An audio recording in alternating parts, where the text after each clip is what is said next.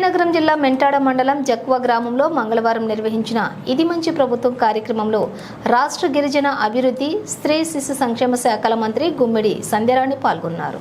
ఈ కార్యక్రమానికి విచ్చేసిన మంత్రి సంధ్యారాణికి మేళతాళాలతో గ్రామస్తులు, టీడీపీ, జనసేన నాయకులు ఘన స్వాగతం పలికారు. ఈ సందర్భంగా జరిగిన సమావేశంలో మంత్రి మాట్లాడుతూ చంద్రబాబు నాయుడు 4వసారి ముఖ్యమంత్రిగా ప్రజలకు సేవలు అందిస్తున్నారన్నారు.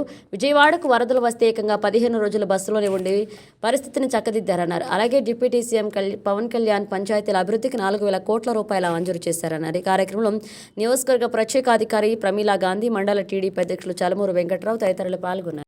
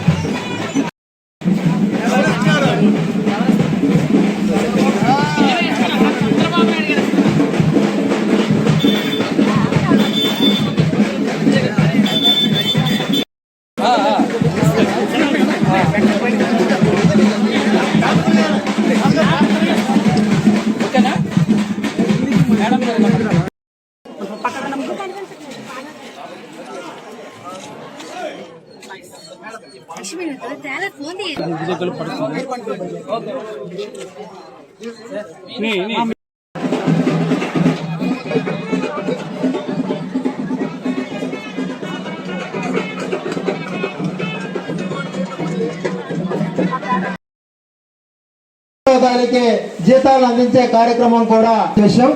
అలాగే అక్కడ ఏమైనా సమస్యలు ఉంటే వెంటనే మీరు తీర్చండి. ఎవరు కూడా ఇబ్బంది పడకూడదు. ప్రజలందరూ కూడా ఇది మంచి ప్రభుత్వం అని ముందుకు వచ్చారు. ఇది మంచి ప్రభుత్వం, ఇది మన ప్రభుత్వం, ఇది ప్రజా ప్రభుత్వం, ఇది మన చంద్రన్న ప్రభుత్వం అని మీ అందరికి కూడా నేను తెలియజేస్తున్నాను. కాబట్టి ఇంతకు పూర్వం ఎలాగైతే చంద్రబాబు నాయుడు గారు ఇది 4వసారి ముఖ్యమంత్రి, ఇది ఫస్ట్ టైం కాదు. 4వసారి ముఖ్యమంత్రి అయిన వ్యక్తి, ముఖ్యమంత్రి అంటే అన్ని తెలిసిన వ్యక్తి, ముఖ్యమంత్రి పనేంటో తెలిసిన వ్యక్తి, అంతేగాని ఇంట్లో పడుతున్న వ్యక్తి కాదు. ప్రజల్లో ఎప్పుడు తిరుగుతున్న వ్యక్తి, ప్రజలకు సేవ చేయాలనుకుంటున్న వ్యక్తి. ఓ మహానుభావుడు 74 సంవత్సరాల వయసులో కూడా ఎప్పుడు ఆయన పడుకోడు, మమ్మల్ని పడుకోడు. ఎప్పుడు పనే, ఇప్పుడు పని పని పనే. ఎప్పుడు ప్రజలకు ఏమవుతుంది, ఎందుకంటే ప్రజలు ఇక్కడ నీటిలో మునిగిపోతుంటే అక్కడ నేను ఇంట్లో ఉండకూడదని ఒక బస్సులో మనం ఉంటాం. ఆ బస్సులో చెప్పండి, ఒకరోజు మనం ట్రైన్లో ఉండి ప్రయాణం చేస్తేనే ఇంటికి వస్తే చిరాకు ఉంటుంది నాకు. ఒకరోజు బస్సులో ఎక్కడికైనా వెళ్తే మనం అటు నుంచి వచ్చిన తర్వాత అయ్యో బస్సులో రోజంతా ఉన్నాం అంటాం. అట్లాంటిది 15 రోజులు బస్సులోనే ఉండి, బస్సులోనే తిని, బస్సులోనే స్నానం చేసి, బస్సులోనే పడుకున్న మహానుభావుడయ్యా చంద్రబాబు నాయుడు గారు. మనం ఒక్కరోజు కూడా బస్సులో ఉండలేదు. అలాంటిది బస్సులోనే ఉండి ప్రజలందరూ కూడా వాళ్ళ వాళ్ళ ఇళ్లలోకి వెళ్ళిన తర్వాత నేను వెళ్తాను అనుకున్నారు. ఆ రోజు వైజాగ్ లో ఉదుత్ తుఫాన్ వస్తే ఎలాగైతే బస్సులో ఉన్నారో, ఈ రోజు విజయవాడ తుఫాన్ వచ్చినప్పుడు అలాగే ఉన్నారు. అది ఒక ముఖ్యమంత్రి చేయాల్సిన పని. యాక్చువల్ గా ముఖ్యమంత్రులు ఇంతకుముందు ఎవరు అలా చేయలేదు. కానీ ఈయన మాత్రం ప్రజల కష్టాల్లో ఉంటే నేను కూడా వాళ్ళతో పాటు ఉండి, నేను ఎదురుగా ఉంటే వేగనం పని అవుతుంది, నేను ఎదురుగా ఉంటే వెంటనే పనులన్నీ జరుగుతాయి, అధికారులు పనిచేస్తారు, ప్రజాప్రతినిధులు పనిచేస్తారు, ప్రజలందరూ పనిచేస్తారని ఉండి ప్రజల్ని కష్టాల నుండి గట్టెక్కించి అందరినీ ఎవరింటికి వాళ్ళు సురక్షితంగా వెళ్ళి ఉండే విధంగా చేసినటువంటి గొప్ప ముఖ్యమంత్రి. ఆయనకి ఈరోజు మన గ్రామాల్లో మీ అందరికీ తెలుసు సర్పంచ్ అంటే ఎంత పవర్ఫుల్. కానీ గత 5 సంవత్సరాలుగా సర్పంచ్గా పైసా నిధి కూడా రాలేదు. నిధులు వచ్చాయి అంటే సాయంత్రం ఫట్ మళ్ళీ మాయమైపోతుండేవి. అలాంటి పరిస్థితుల్లో ఈ రోజు ఎవరు పంచాయతీరాజ్ శాఖ మంత్రి ఎవరు? అన్న పవన్ కళ్యాణ్.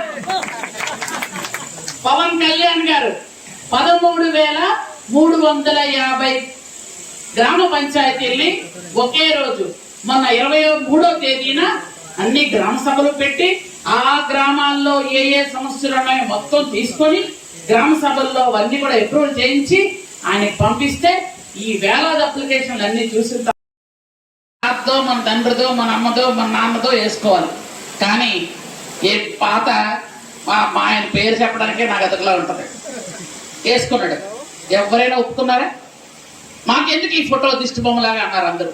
ఎందుకు అని అంటే వైజాగ్లో, విజయవాడలో, రాజమండ్రిలో ఎక్కడ ప్రభుత్వ ఆస్తులు ఉంటే అక్కడ అన్ని తాకట్టు పెట్టాడు ఆయన. తాకట్టు పెట్టి ఏమైనా అభివృద్ధి సంక్షేమ కార్యక్రమాలు జరిగాయా?